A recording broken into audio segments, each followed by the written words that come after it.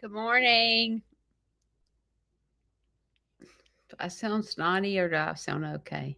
I am, it's just right there.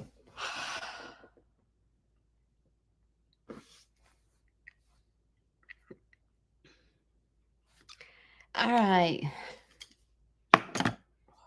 Oh, yeah. I was like, what was I talking about today? But I know now. Um, I feel okay. I sorta, yeah. Um, my nose is still a little swollen.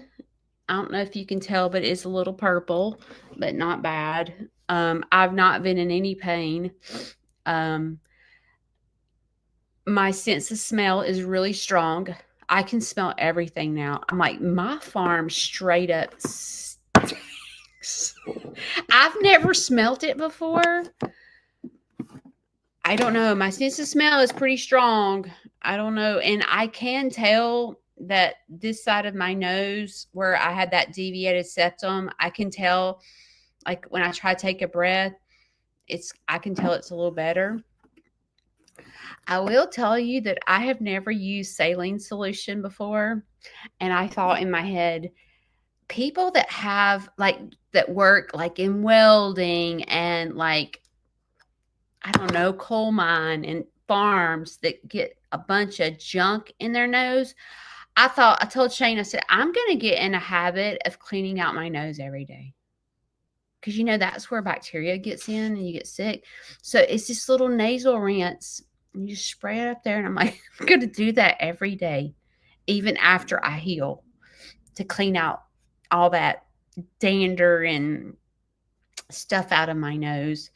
Um, I get my splints out Thursday. I can tell the splints are in there. I thought they would hang out my nose, but they're not, obviously. But I can feel them like right here.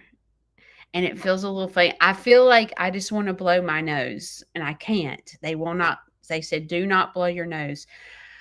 Um, the thing that's driving me a little crazy is the echoing when I talk, because I guess it's my tubes, but like there feels like there's a film over my ear and I can only hear myself in my head. And it's just very annoying to talk. Um, so I'm getting better. Every day is better and better and better. And it really hasn't been that bad. Besides the first night. The first night was a train wreck, total train wreck. But other than that, I've done really good, really good. I don't know if I'm glad I've done it yet, but we'll see. We'll see. Um, through this process, I've learned a lot. Um,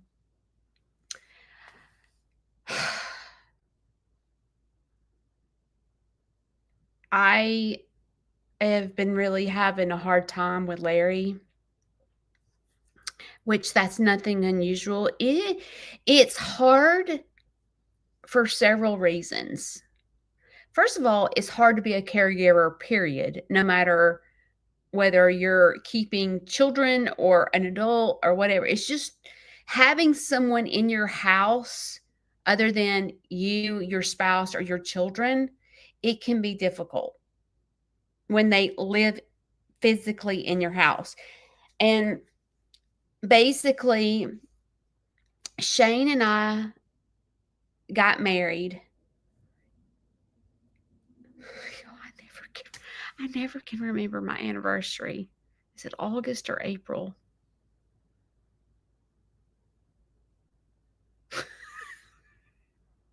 Was it June? No, it's June. I think we got married in June. It's terrible. I can never remember. I know we got married on the 18th. I'm pretty sure it was June 18th because it just passed. I don't know where I got August. Anyway, um, we got married, I think June 18th. And then Larry moved in with us a couple of months later. So Shane and I have never just been us. We've always had someone to take care of. And sometimes I feel guilty because we're taking care of my stepdad, and, you know, I feel bad because we're not taking care of his family. It's all my family.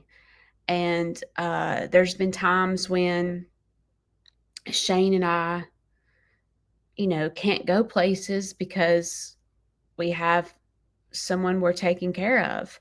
And it's just difficult.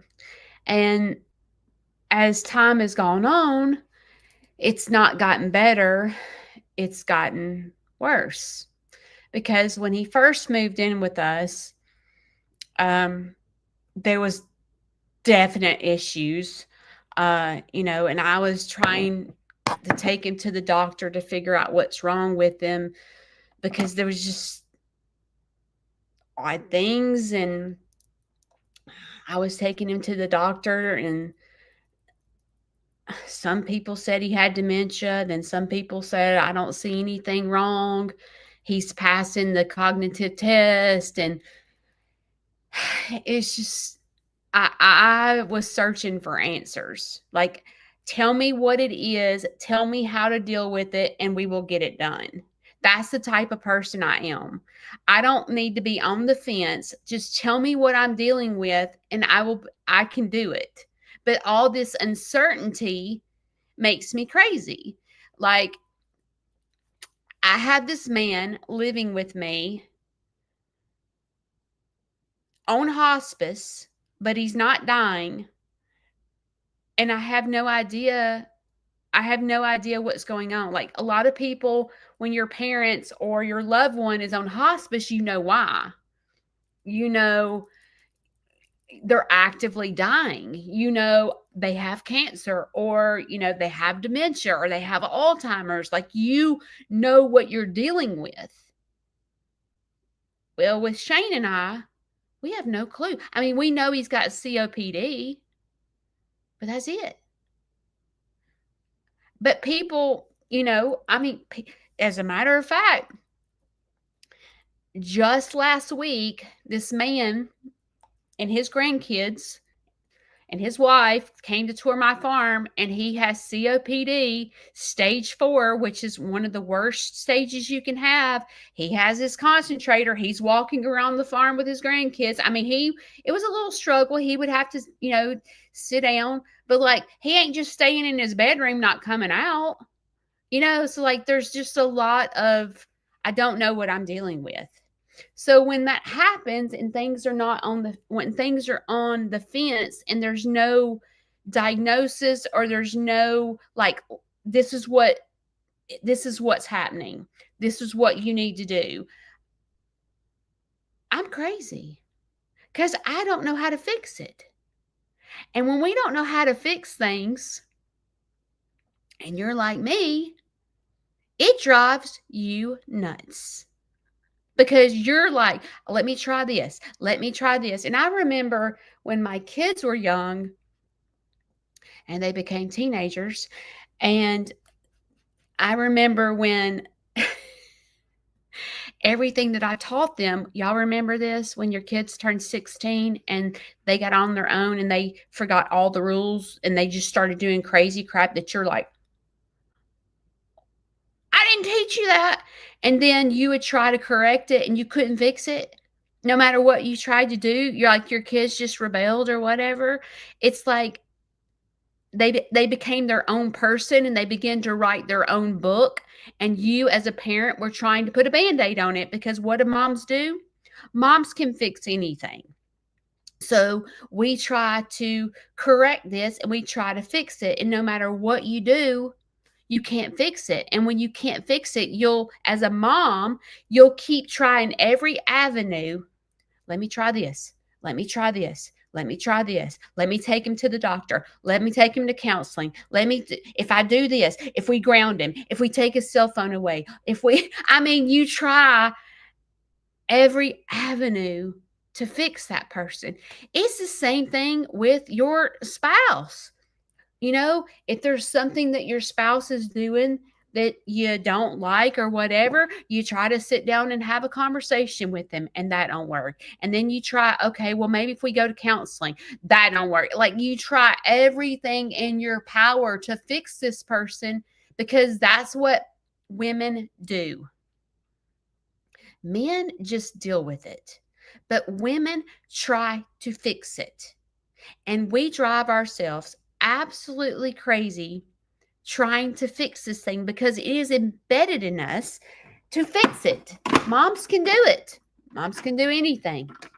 And unfortunately, it puts a lot of pressure on us as a mom or a daughter or just being a woman, period, because there's a lot of things that happen that's around us that no matter what we do, we can't fix it. There's a lady that I know that lost her son recently. And when she lost her son, her daughter-in-law and grandkids moved. So not only did she lose her son, but these grandkids that she raised herself, she homeschooled them, they all left. And she's like, I got to fix this. I got to fix this relationship. And I sit here and watch her, and she's miserable because she's this mom or grandmom that's trying to fix all these problems. And she's lost her grandkids. She's lost her son. And she's like, what? Like, stop. Just, and as women, that's what we do. We drive ourselves insane trying to fix a problem. We try to talk, and we try every approach. We try the soft approach. We try the mean approach. We try the flip our lid approach. We try every single approach to try to address the situation because we need to fix it. And we can't. And when we can't fix it, we go insane, which is where I'm at right now with Larry, because I don't understand. So oftentimes, just like a simple task. Hey, do you want to come to the table to eat supper? No, I'll just stay in my bedroom. Okay, I'll just cater to you and bring you 3 meals a day. And then you're like, well, okay, is it, can he help this? I mean, is it me? I mean, maybe he can't do it. And I'm like, well, I'm going to make him try. So when I had surgery, I said, hey, listen, I'm going to need help because I'm having surgery. So do you think you can go into the kitchen and fix yourself a sandwich while I recover from surgery? I said, or do I need to hire someone to help you? I don't know what I'm going to feel like, and I'm trying to prepare for what's fixing to happen. I've hired someone to help with the farm. I got Shane doing the farm, but I need help with you because I may be bedridden. I don't know. I may have a complication. So he said, yes, I can go to the kitchen and do my sandwiches. And I thought, well, why have I been like doing these? Like, I stop everything I'm doing to do his breakfast, to do his lunch, and do his dinner. And I'm like, if you can walk into the kitchen and do a sandwich or fix yourself something to eat, why am I doing it? And it started because he broke his tailbone. And he, was limited with walking. So then he got in a habit of not fixing his own food. So therefore, he gets stuck on things and he don't go back to normal. He keeps going with what he's stuck on. So I thought, this is the perfect opportunity to get him in a routine of going to do his own lunch. I'll have everything in the refrigerator, everything laid out for him.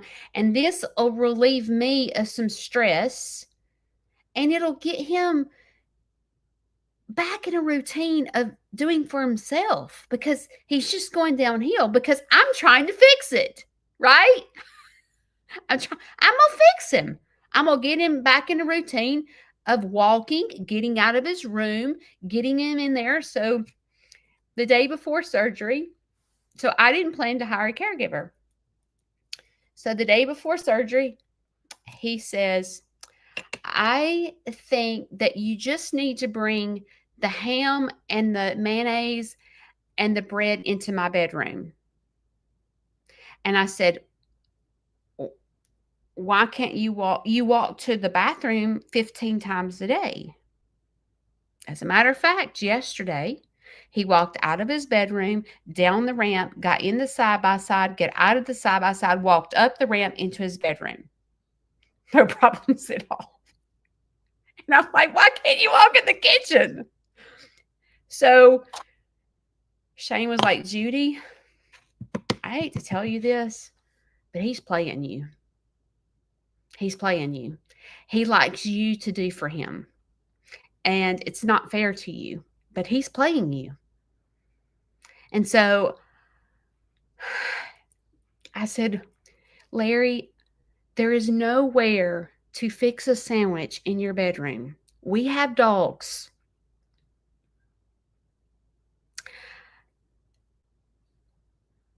I need you to go into the kitchen and fix your, if you can't do it, you need to tell me now so I can hire someone. Oh, I don't need help. No, I don't need help.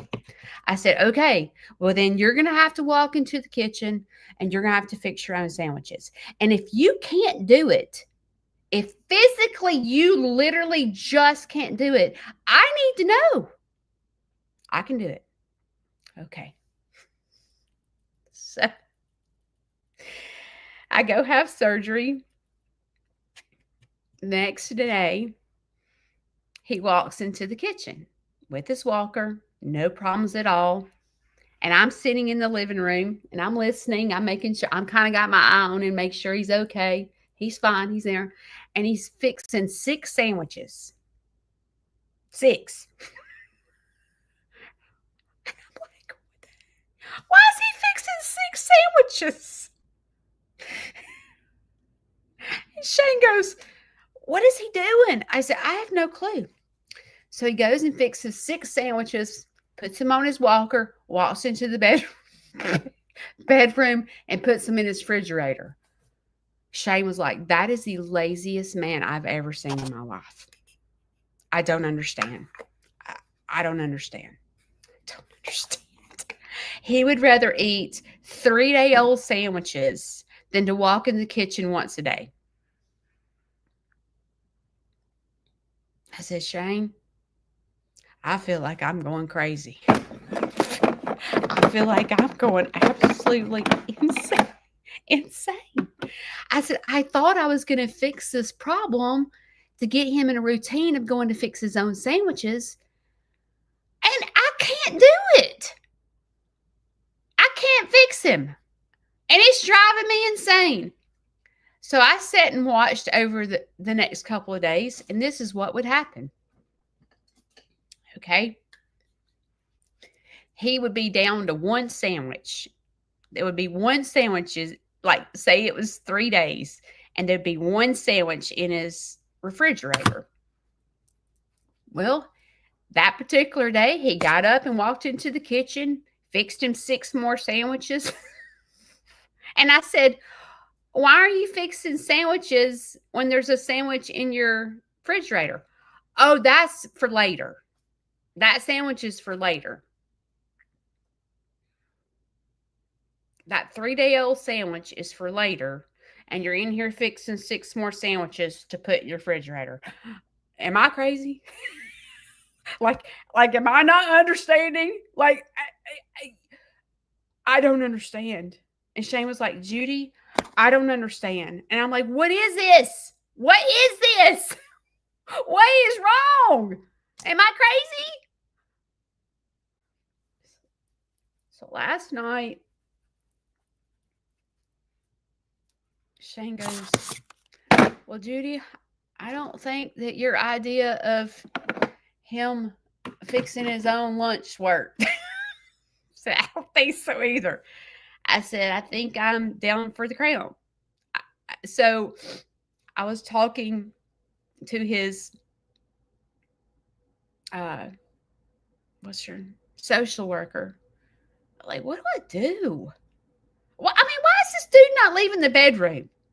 Like, what the heck? What's wrong?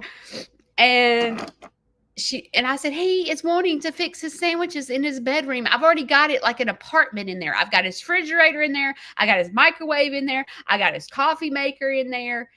I said, now he's wanting to fix his sandwiches in the bedroom. And she's like, what is easier on you? Forget Larry. What's easier on you? I said, I guess to move the daggum bread in his bedroom. So you know what I did?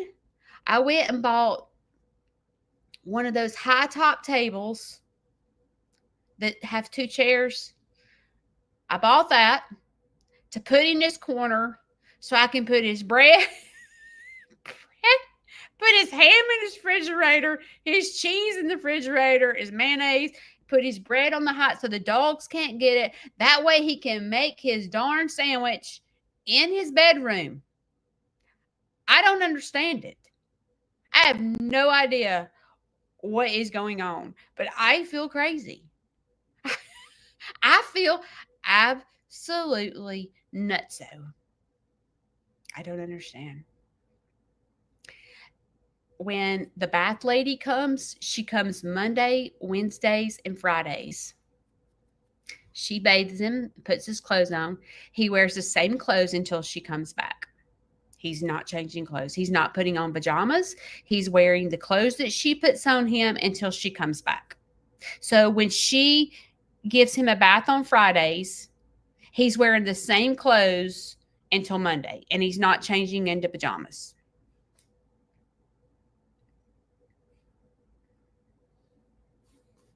And if it's a holiday and she can't come Monday, he can't get a bath. He's not getting a bath. Well, he's waiting on Tiffany. I mean, Lindsay. I keep calling her Tiffany. He's waiting on Lindsay. And he's not changing clothes, and he's not changing anything until she comes back.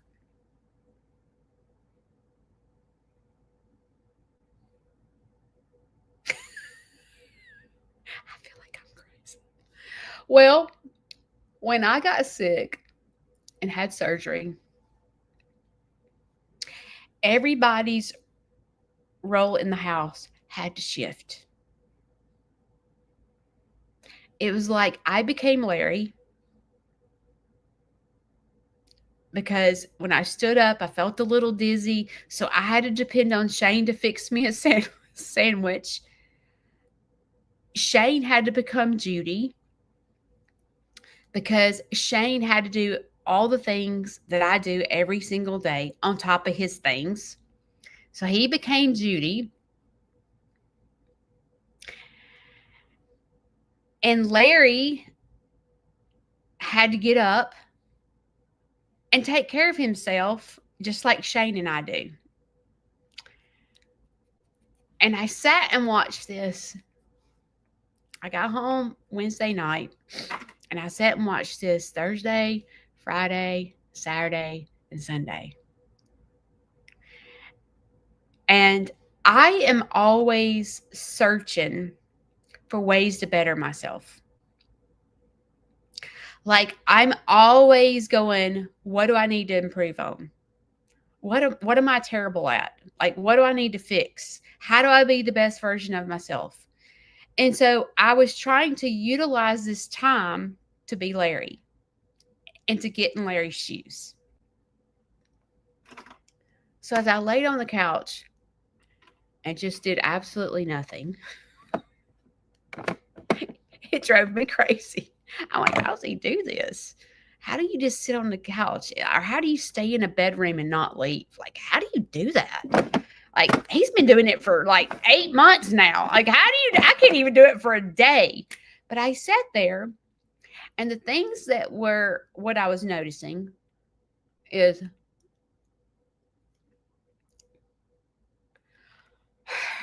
you want to make a woman mad. Do you want to make a woman so mad? This is what you do. Let her go in the kitchen and prepare a meal, and then you tell her you're not hungry. Oh my goodness. Oh my goodness. You will make the woman so mad, and that happens to me all the time. I'll go in there.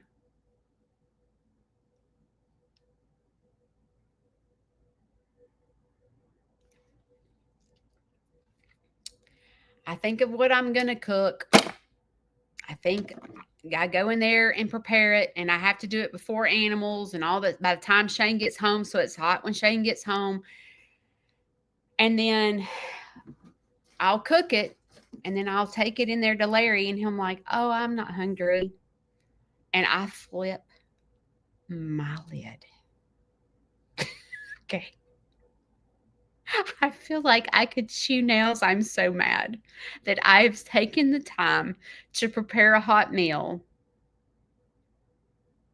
and he won't eat. Well,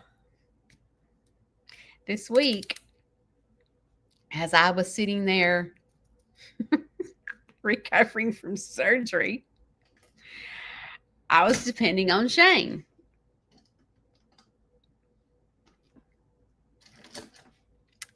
And I was sitting there, I think it was Thursday night, and I was waiting on him to prepare a hot meal, right? I hadn't ate. And I don't know, we usually eat around 5:30. We eat early. Shane and I do, because we get up early. So we eat breakfast early, we eat lunch early, and we eat dinner early.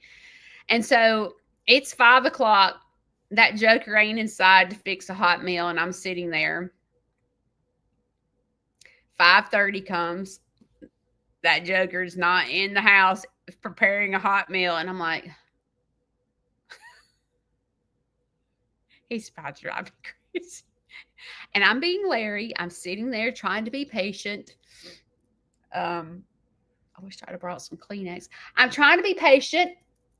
But as I sat there, I was like, I mean, what am I going to do? Start seeing dead people before he comes in here? Like, I feel like I'm dying. I'm starving to death. Like, is he going to come in here, or am I going to be laid out, frozen because I've starved to death? So I got up, and it's like 6 o'clock. I don't know, 6 o'clock. I got up, and I fixed myself a bowl of cereal.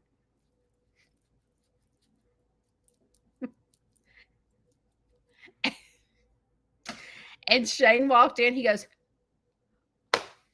"What are you doing?" I said, "I'm eating." He was like, "I was about to cook spaghetti. You make me so mad, Judy. I laid everything out to cook, and you're eating a bowl of cereal." And I kind of like had a flashback of what Larry must feel like, if he's hungry and he's waiting on someone to bring him some spaghetti, and I don't do it when he's ready, and he's over there about to die of starvation, and he has to wait on me to bring the spaghetti. So he ends up eating a snack. And then I walk in there with the spaghetti. "Here's your supper." "Oh, I'm not hungry. I ate a snack." So Shane got to see what it was like to be me, and flipped her lid when someone's ate a bowl of cereal when you were about to cook supper.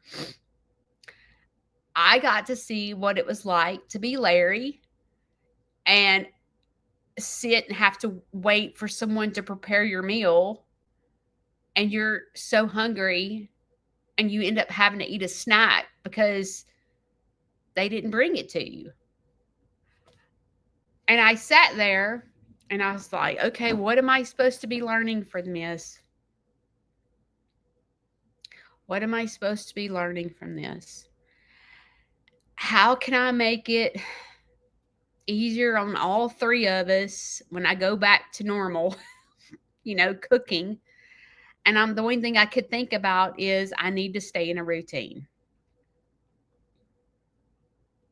I need to stay in a routine, and I need to cook at the same time every single day so that Larry understands when the food is going to be presented to the king as he's sitting in his bedroom, because he's laying in there waiting on me to bring him his supper. And if I don't bring it in there when he's ready for me to bring it in there, he's going to eat a snack, which is going to tick me off when I go in there and cook and take him a hot meal and he says he's not hungry. So it brought mindfulness to me that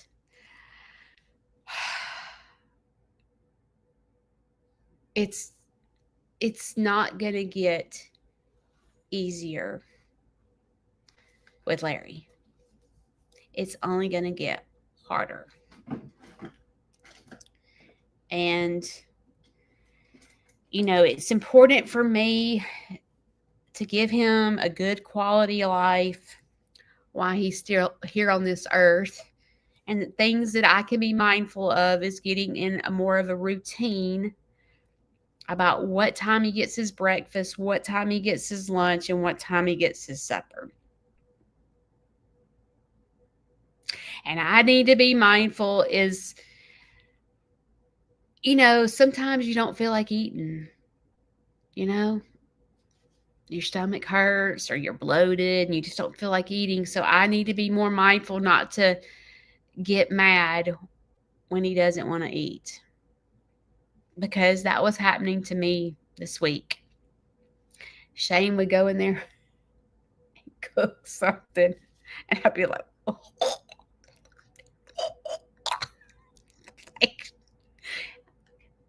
Do I have to eat this? And I'm sure Larry does that sometimes, because Larry doesn't like chicken. I mean, Larry is hard to feed. If mama didn't cook it when he was young, he don't know how to eat Mexican. I had to teach him to eat Mexican. He doesn't eat Chinese. He eats sandwiches, hot dogs, corn dogs, grilled cheese, salmon patties, Spam. That's what Larry eats. Well, you know how sometimes we need you do a good job. I didn't realize, like sometimes I want Shane to be mindful like me. And like, I want him to go, wow, I've been doing everything that you do for the past 4 days, and this is difficult. I don't know how you do it. I ain't getting that. Okay? like, I'm not getting that.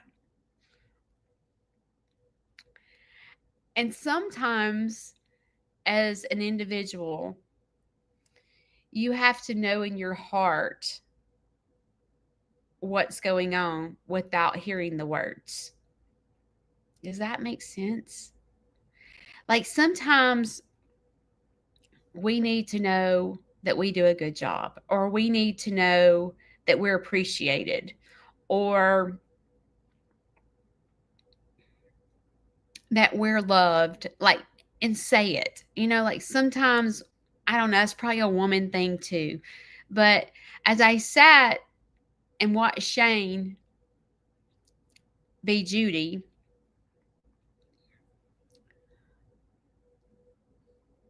I kind of chuckled a little bit, because I did hire help to help him. So he wasn't all the way Judy. And he only cooked for 2 days. Okay.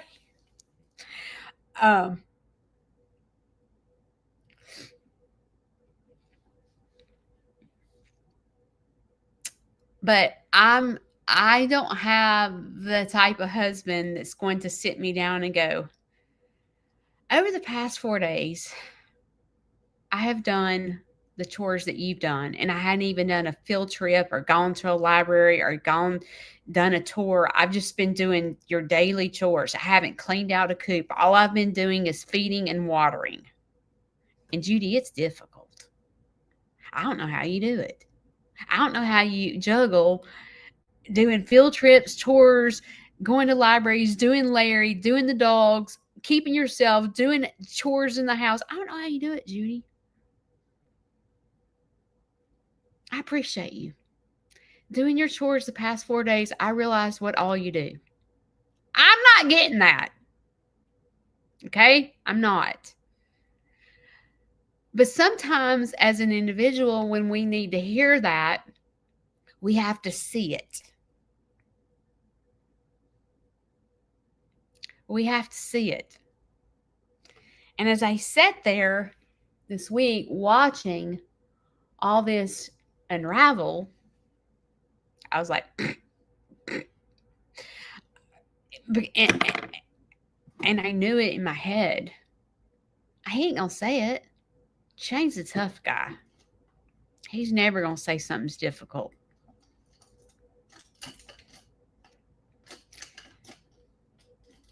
But I could see it. And sometimes, yes, words mean a lot to us. Sometimes, sometimes, like I said, we need to hear it. But sometimes we're with people that don't say it. And sometimes part of being the best version of yourself is looking outside the box and getting the affirmation without hearing the words. And that is part of being the best version of yourself, is because sometimes our needs are not met. Often, our expectations and needs are not met from our loved ones. But part of being the best version of yourself is to look outside the box, and you don't need them to say it because you can see it.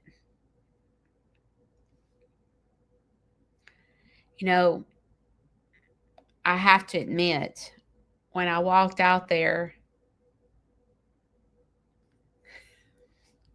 to do my inspection, nobody can do the farm like me, right? Just like no one can clean your house like you, or no one can fold the laundry like you, or no one can multitask like you. I remember I was in management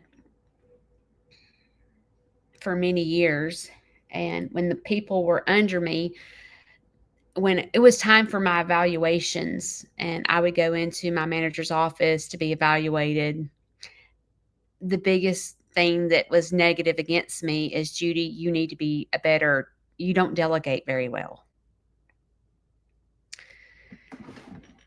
And I don't delegate very well because I think I do it better than other people. Okay. I do. So, like, when I go out to my farm to see, are my babies okay? Like, oh my God, Shane's been in control. Oh my gosh. I go out there and,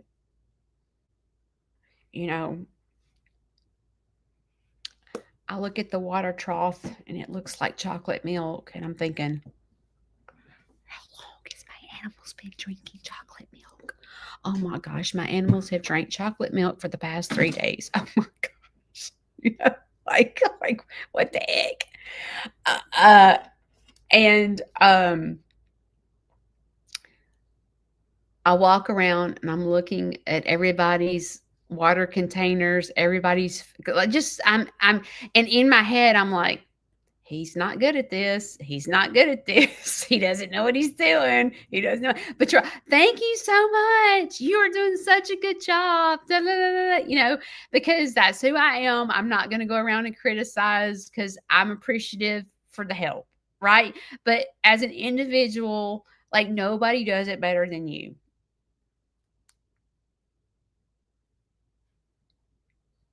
And when you're under the weather, you have to pick and choose your battles, and you're like, okay, the animals are not going to die drinking chocolate milk. Okay. They're not. Like, it's going to be okay for 3 days. But then yesterday, I was outside and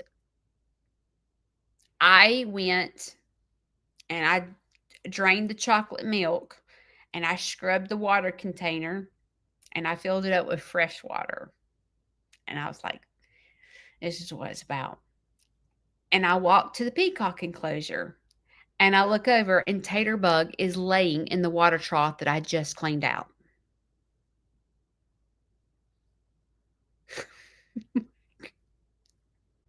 I walked back up to the water trough and it looked like chocolate milk. And I'm like, here I am telling, I'm judging Shane, telling him that my animals are drinking chocolate milk. And this same thing probably was happening to him.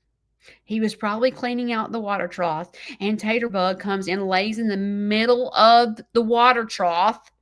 And a lot of people that have farms with alpacas, they're like, Judy, they need a swimming pool. Yeah, okay.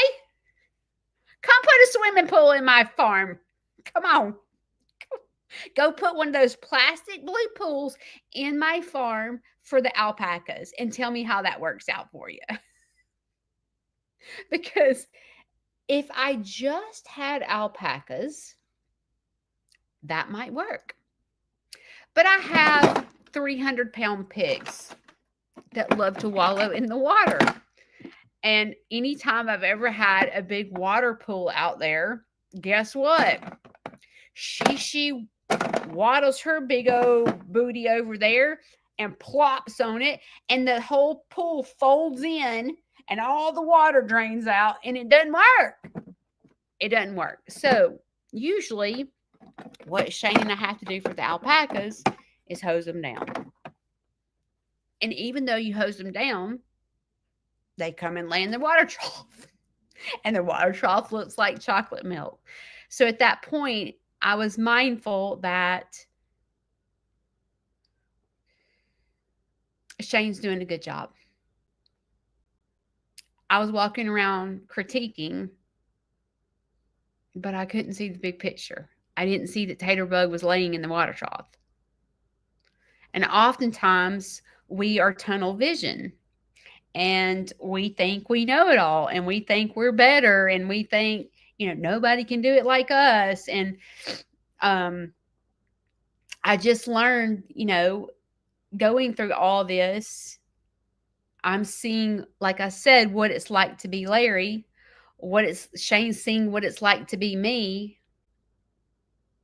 And Larry, I mean, he's had to do for himself. I guess, that wouldn't be my ideal situation, is to make 6 sandwiches. I prefer a fresh sandwich once a day. That's what I prefer. Makes sense to me. Don't want soggy mayonnaise, 3-day-old sandwich that's been in the refrigerator. That's what I prefer. But it doesn't seem to bother Larry. He can eat a 3-day-old soggy mayonnaise sandwich.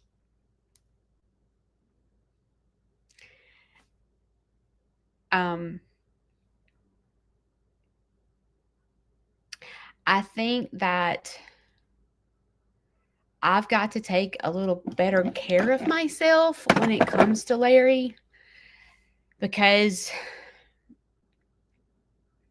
there's just so much I don't understand. As a matter of fact, he said, hey, I need you to order me some more word searches before you have surgery, because I don't want to run out. And I pulled his drawer open and he had 15 new books in there. I said, Larry, you have 15. I don't want to use those books. He doesn't want to use the books that do not have spirals.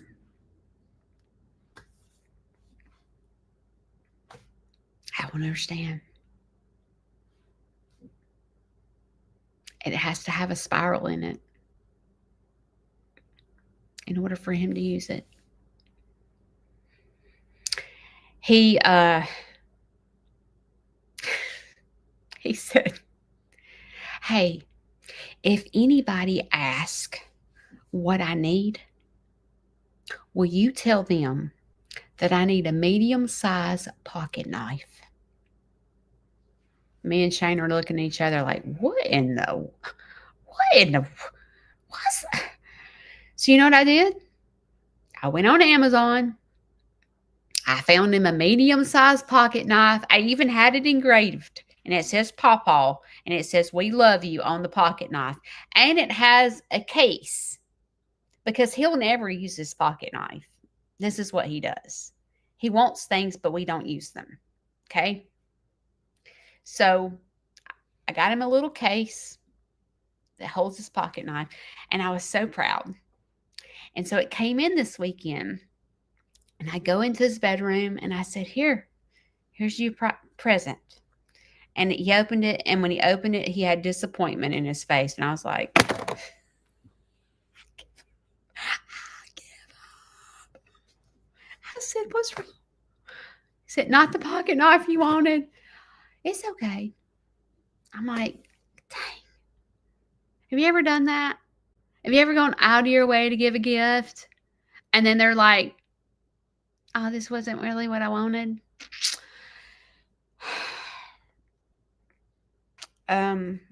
We have to have specific things, specific books, specific pencils.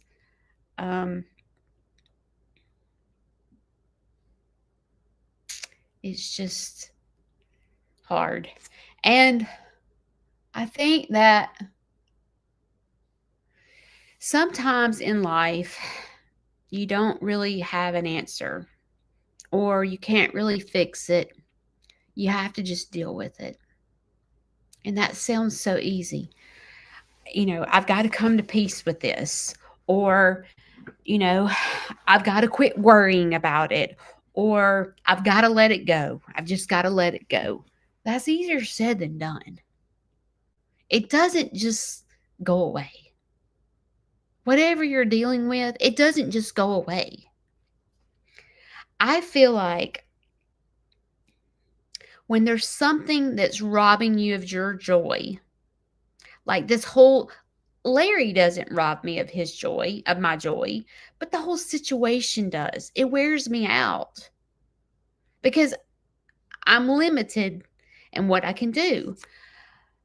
I think when you go through situations like this, on things that you can't control, you can't fix, I feel like in order to come to acceptance, you have to go through a grieving process, just as if it's a death, because you're having to let go of something.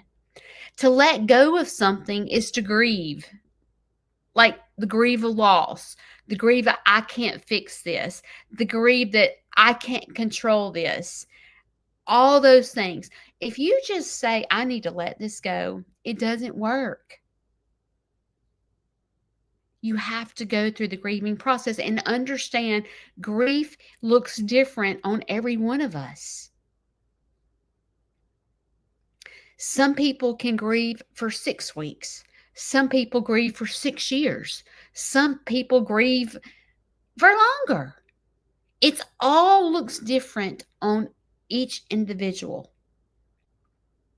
And the process that I'm dealing with Larry is it brings up memories of my mom. It brings up memories of my dad. It brings up memories of me keeping my grandmother. It brings up memories of loss. It brings up depression. It brings up all these emotional things as I sit and live in this. And a lot of times, people that grieve, they can get away from it because maybe they don't live with the person, or they don't live with the situation. Maybe it's their children and they don't live in the same household as them, so they can escape from it. When it's in your house, like say that it's with your teenager and the teenager lives in your house and you're having to do this every single day and face it every single day, it can be overwhelming. Sorry, there's a gnat. It can be overwhelming. It can consume you, and you can't let it go. You can't get it out of your head. And it doesn't get better, it just keeps getting worse. In order to be the best version of yourself, you got to take care of you. What does that look like? Well, it doesn't mean that I can escape and go on vacation. Not everyone can do that because I have it in my house. I would study grief because there's stages that you're in grief. It's first, it may be a shock. Then it goes to like a depression. Then it goes to being mad. And then it finally comes to acceptance. And with me, I go back and forth with this grief process. I go from, I'm very mad. Like, dude, get out and go fix a sandwich. You're not helpless. I watch you walk. You walk to the bathroom every day. The kitchen is just right there. I'm angry. I'm angry that he won't leave his bedroom. He's better than this. I'm angry. Why are you putting all this pressure on me? You can do this. I'm angry. And then I go into guilt. Judy, you're not handling this very well.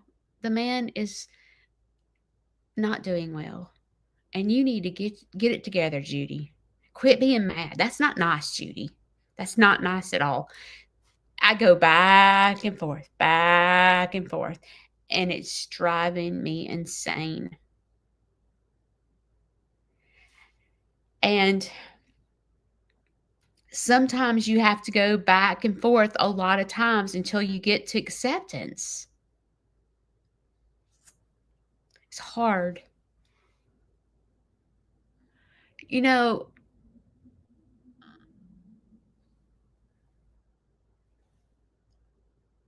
I think that if you feel alone in things that you can't control, girl, boy, I'm here to tell you right now, sister, brother, you are not alone. Get in line. Yeah, Aunt Judy is just like you. You're not alone. And I think sometimes when we talk about it, we become a broken record. You know, especially if your sounding board is your spouse. I've heard the same story I've worked all day long. The last thing I want to do, no, Shane does not say this. The last thing I want to do when I come home is hear this. I have worked all day long. I am tired. You know, it's like you're a broken record. You say the same story over and over and over. And that's when you need to lean on a friend and not your spouse and just say, can I just vent? Can I just tell you what I'm dealing with? Oh my gosh.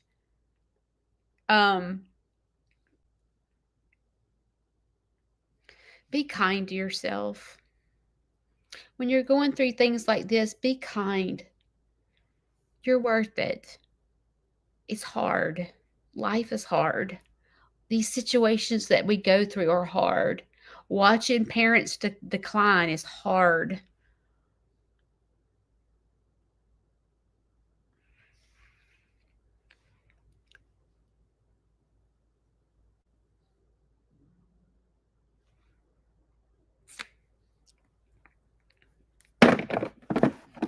I don't know if I'm helping.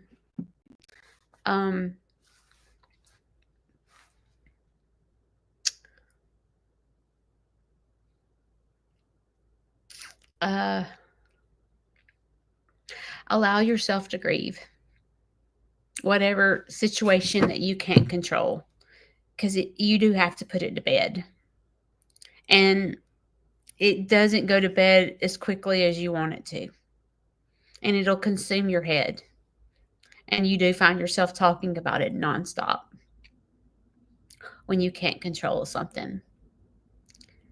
But understand, go research the grieving process. Figure out what stage you're in this grief. whether it is truly a death or it's a situation that you need to put to death. Figure out where you're at in that grieving process. I know I'm in anger. I am in the anger process. I am madder than a wet hen.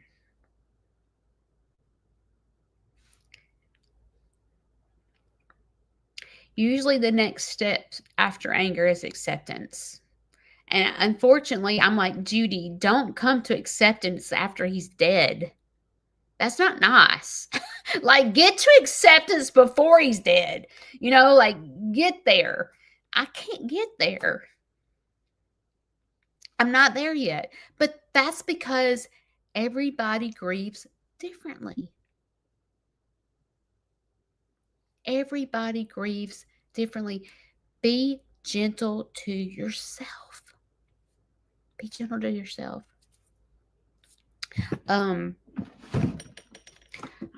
I really don't need to cry because I'm already snotty.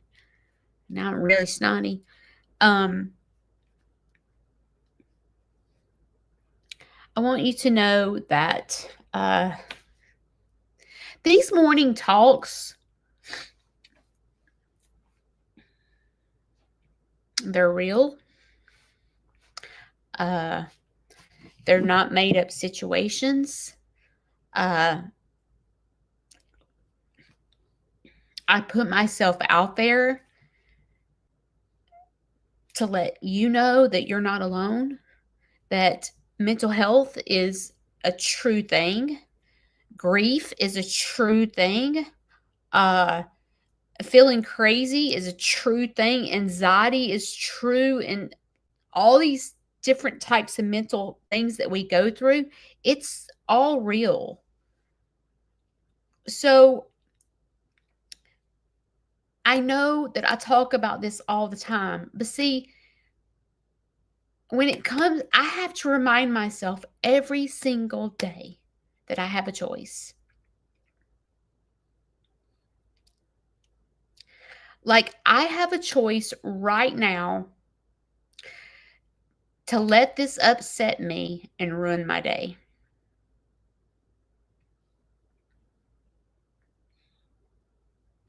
I can walk into that bedroom today and go, get up. You can go into the kitchen. I can't continue to do everything that I'm doing. There's one of me. Get up, get in the kitchen. I can be straight up ugly. But what's going to happen to me as soon as I do that? I'm going to go to guilt. I'm going to go backwards.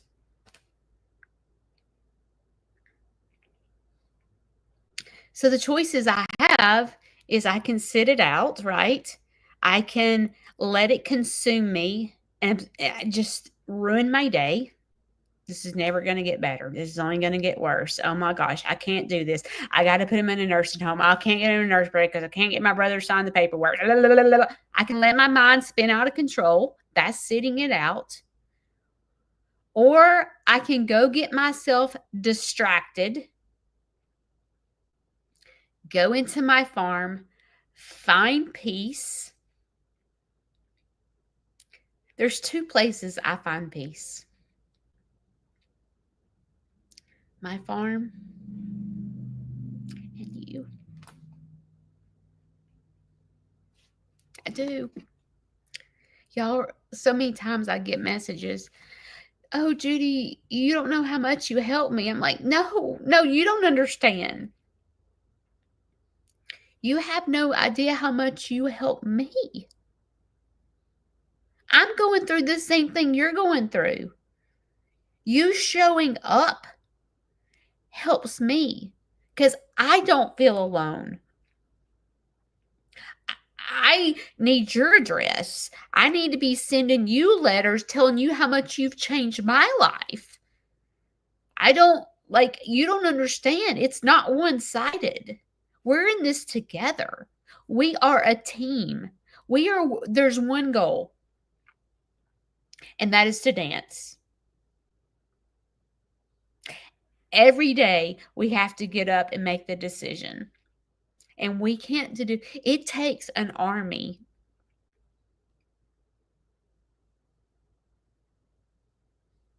I can't do it alone. You can't do it alone. We have to do it together.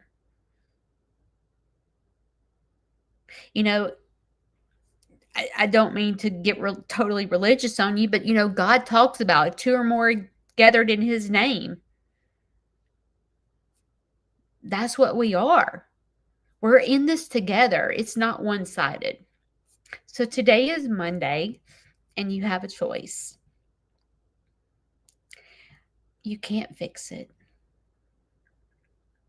The only person you can fix is you. You have the power to control your thoughts and your feelings. So you can sit it out or you can dance. And I hope you dance. I will see y'all Wednesday. Bye.